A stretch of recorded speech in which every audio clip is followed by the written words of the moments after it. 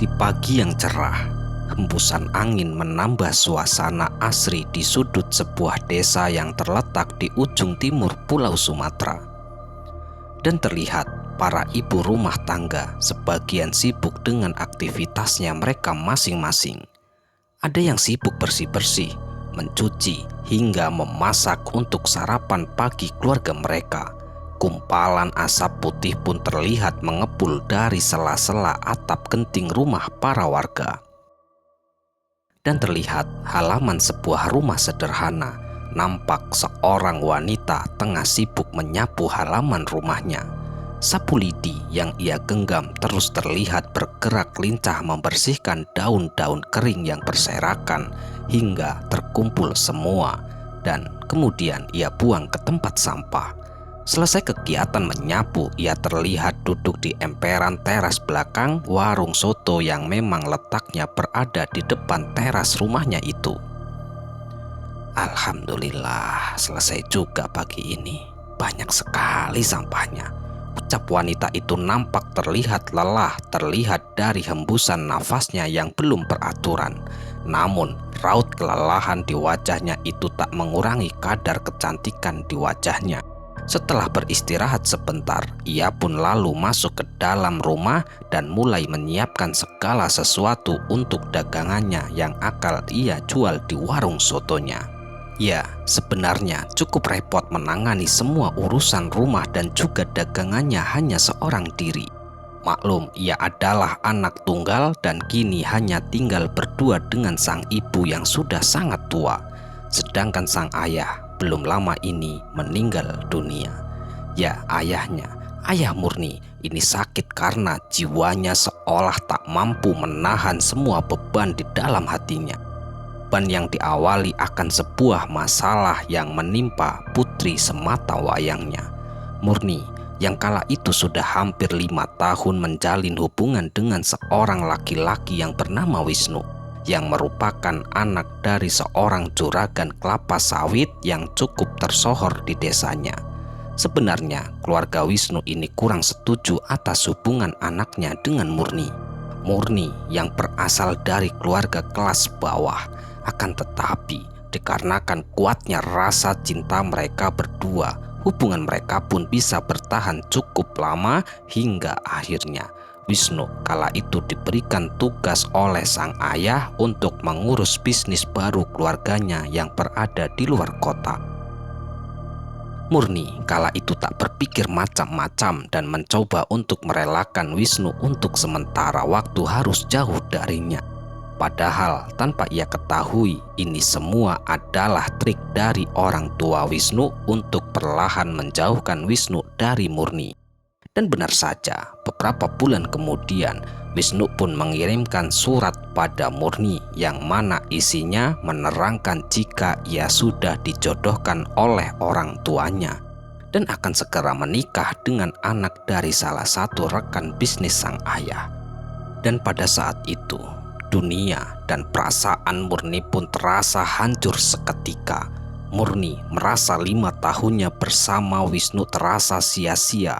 Segala janji manis dari Wisnu padanya hanya tinggal sebuah janji.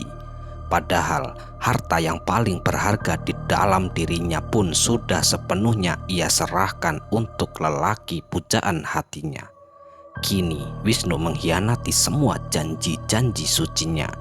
Tapi Murni adalah tipe wanita yang kuat, ia pun tak mau larut dalam kesedihannya, hidup harus terus berjalan. Namun tidak demikian dengan sang ayah, beliau merasa harga dirinya telah diinjak-injak. Perlakuan keluarga Wisnu tidak memiliki etika dan sopan santun yang menurutnya tidak bisa diterima. Akan tetapi, apalah daya keluarga Murni hanyalah keluarga kelas bawah yang tak bisa berbuat apapun. Semua rasa kecewa hanya bisa dipendam sang ayah hingga akhirnya tubuhnya tak kuat lagi menahan semua rasa kecewa itu. Dan sejak saat itulah sang ayah jatuh sakit hingga akhirnya meninggal dunia. Murni yang tadinya sudah mencoba berdamai dengan keadaan, kini bara api dendam itu menyala kembali. Murni sadar dia sendiri tak akan pernah bisa melawan keluarga Wisnu secara terang-terangan. Maka ia pun akhirnya mendatangi seorang dukun yang berada di luar kota. Dan atas petunjuk dukun itulah ia harus menjalani sebuah ritual sendiri untuk membalaskan semua rasa sakit hatinya. Hingga akhirnya Murni kala itu memberanikan diri berangkat ke rumah seorang dukun, hanya seorang diri, hanya berbekal nekat dan membalaskan dendam yang sudah membara di dalam hati Murni. Kurang lebih 5 jam perjalanan lamanya dari rumah menuju ke rumah Mbah Wareng. Ya, Mbah Wareng merupakan seorang dukun yang akan membantunya. Sesampainya di rumah Mbah Wareng, Murni pun disambut hangat dan kemudian dipersilahkan masuk. Terlihat sangat jelas koleksi rumah Mbah Wareng yang nampak berjejer berbagai pusaka dan benda-benda klinik lainnya yang menempel hampir memenuhi ruang rumah.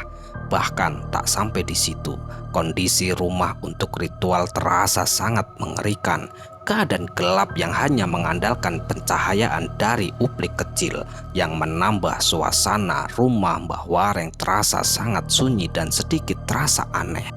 Tentu ini adalah pengalaman pertamanya Murni mendatangi rumah seorang dukun. Semua itu bisa ia lakukan karena ia sudah tak sanggup menahan rasa dendam yang membara yang dilakukan oleh keluarga mantan kekasihnya, yang mengakibatkan sang ayah harus meninggal dunia. "Ada perlu apa kamu kesini, Nduk?" tanya Mbah Wareng sembari menyalakan sebatang rokok. "Maaf, Mbah, kedatangan saya ke sini mau minta tolong sama Mbah." "Heleh, Nduk, pasti karena asmara kan?" jawab Mbah Wareng di sela-sela jawaban Murni yang belum usai. Seakan-akan Mbah Wareng telah mengetahui semua isi hatinya. Ya wis, kamu sudah yakin, kamu sudah mantap dengan segala resikonya. Segala sesuatu yang kamu inginkan itu pasti ada resikonya, Nduk. Timpal kembali Mbah Wareng sembari menatap ke arah Murni. "Sampun, Mbah, sampun, siap saya, Mbah. Saya sudah siap dengan segala resikonya, Mbah," jawab Murni dengan begitu sangat tegas. Dan di saat itulah Mbah Wareng mulai melakukan ritual. Kurang lebih hampir 30 menit Mbah Wareng pun telah usai melakukan ritual. Setelah usai, Mbah Wareng pun meminta kepada Murni untuk melakukan ritual tambahan hanya seorang diri jika ia ingin tambah sempurna semua hasil keinginannya. Tentu Murni dengan keadaan sudah gelap mata, rasa dendam yang sudah membutakan mata hatinya, ia pun akhirnya sepakat untuk melakukan ritual tambahan yang diarahkan oleh Mbah Wareng. Ya, ritual yang akan dilakukan Murni adalah ritual di pemakaman dekat rumah Mbah Wareng. Awalnya Murni sedikit ragu, namun bisikan demi bisikan dendam terus membisiki Murni hingga akhirnya Murni pun memberanikan diri demi membalaskan bara api dendam yang telah menyala. Malam pun tiba, malam semakin larut, suasana kini terasa menjadi jauh lebih sunyi, hanya rembulan dengan wajah pucatnya tetap setia menemani. Beserta sinarnya yang berwarna putih keperakan turun menerpa dedaunan di sisi pojok sebelah timur desa. Terlihat sebuah aktivitas yang tak lazim sedang dilakukan Murni di bawah gelapnya malam. Dan terlihat ia berjalan mengelilingi area pekuburan itu dengan langkah yang tak begitu cepat. Dari mulutnya samar terdengar suara bergumam tak jelas seperti sedang mengucapkan sesuatu yang janggal. Murni berjalan tanpa alas sehingga kini telapak kakinya terlihat semakin kotor, memerah bercampur dengan tanah kuburan. Entah kenapa pada malam itu binatang malam seolah-olah berhenti bersuara, seolah-olah ikut memperhatikan setiap langkah Murni yang mana sedari tadi ia terus berjalan tanpa menggunakan sehelai benang pun yang melekat di tubuhnya. Entah di putaran keberapa wanita itu tiba-tiba saja menghentikan langkahnya tepat di sebuah makam tua di samping rumah keranda. Nafasnya menderu, matanya liar menatap ke sekeliling makam tua yang berada tepat di depannya. Tiba-tiba saja putaran matanya berhenti menatap tajam ke arah batu nisan yang kala itu terlihat sudah berlumut. Bergegas ia pun berjongkok, lalu tangannya terlihat seperti menggorek-gorek tanah di depan nisan tersebut. Kemudian ia pun menghentikan gerakan tangannya. Matanya berbinar ketika melihat sebuah benda yang dicarinya kala itu sudah tampak. Dengan tangan bergetar, Murni pun meraih benda yang ternyata itu adalah sebuah kendi usang. Murni sempat sedikit ragu. Akan tetapi, dengan perlahan ia pun mulai menenggak sesuatu dari dalam kendi usang itu. Terlihatlah cairan perlahan mulai mengalir dari kendi yang dituangkan mengarah ke dalam mulut wanita itu.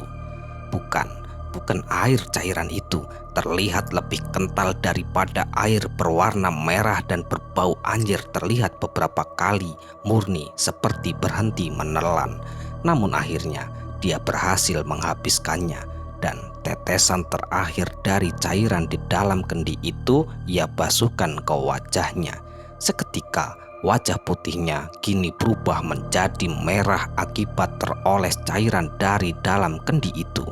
Tak lama kemudian terlihatlah samar-samar asap tipis mengepul keluar dari dalam kendi usang itu, perlahan membentuk sosok makhluk berwarna merah dengan kulit licin. 2 tanduk kecil terlihat menghiasi kepalanya.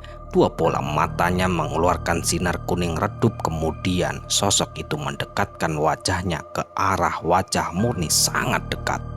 Bahkan hidung mereka seperti hampir bersentuhan. Sosok makhluk itu seperti meneliti setiap inci wajah wanita yang berada di depannya.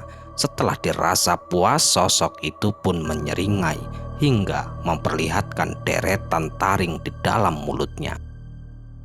Tak lama kemudian, sosok itu perlahan bergerak mendekat dan semakin mendekat ke arah Murni, sampai akhirnya sosok itu menghilang seperti menyatu dengan tubuh Murni.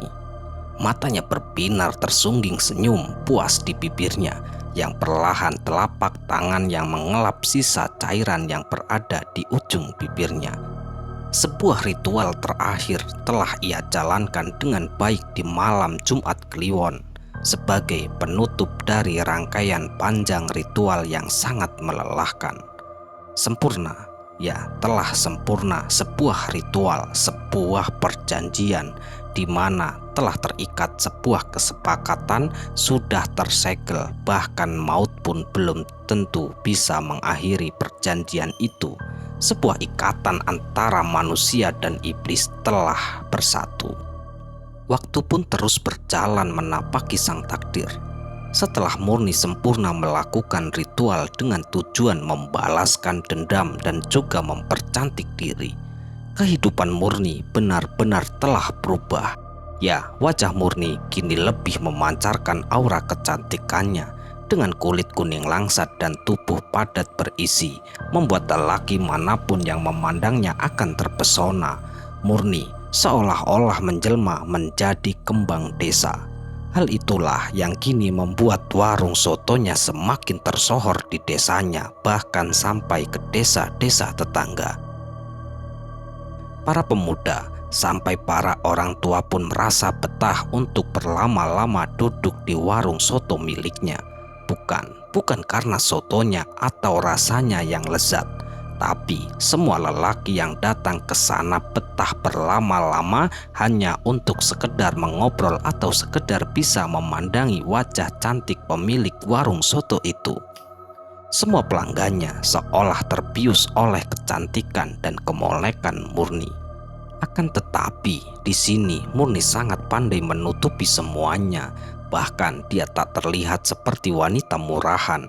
Sosoknya sangat berwibawa dan sangat berkarisma, membuat para lelaki dan pelanggan di warungnya pun menjadi sungkan untuk menggodanya secara terang-terangan, apalagi untuk berani menyentuhnya.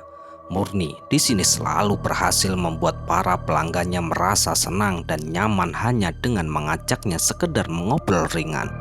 Dan disinilah Murni pun sering mendapatkan uang tambahan dari pengunjung warung, yang mana jumlahnya itu jauh lebih besar dari harga minuman dan juga soto yang sudah mereka santap di sana. Hari demi hari terus berlalu, 40 hari setelah usai melakukan ritual.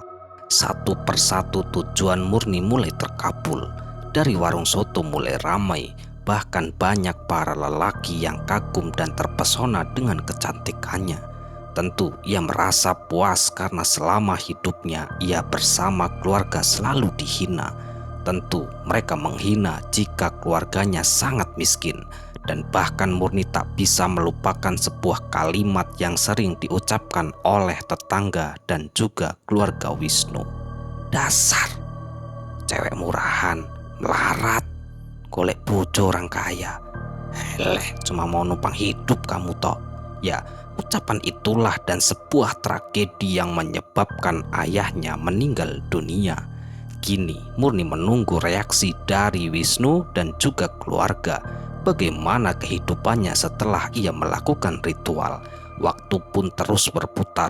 Murni mendapat kabar bahwa Wisnu telah menikah dengan wanita pilihan orang tuanya. Dan kini Wisnu tinggal di sebuah kota, namun ia sering pulang ke rumah orang tuanya.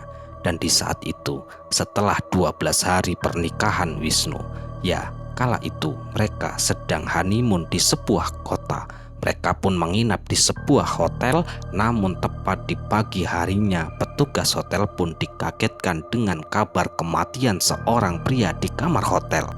Tentu kala itu sang istri mengatakan kepada petugas hotel dan juga kepada pihak kepolisian bahwa sebelum meninggal Wisnu terlihat seperti ketakutan. Ia terlihat sedang dihantui sesosok yang sangat mengerikan di hadapannya.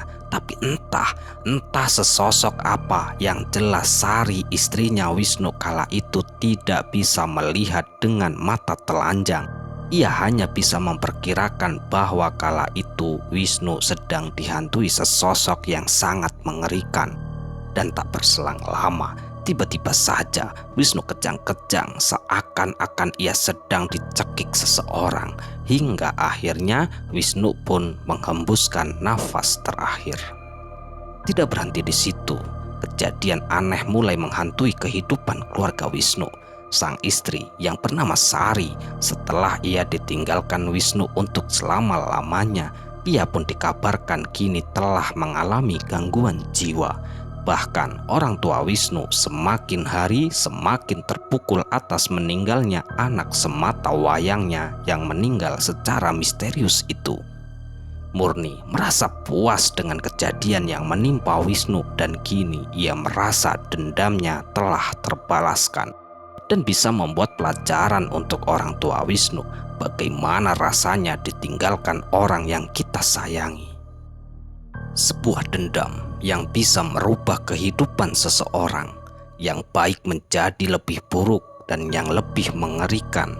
Jika seseorang yang hatinya telah diliputi dengan rasa dendam, kemudian ia muntahkan dengan cara bersekutu dengan setan, mata hati yang sudah tertutup seakan-akan semua yang ia lakukan adalah perbuatan baik.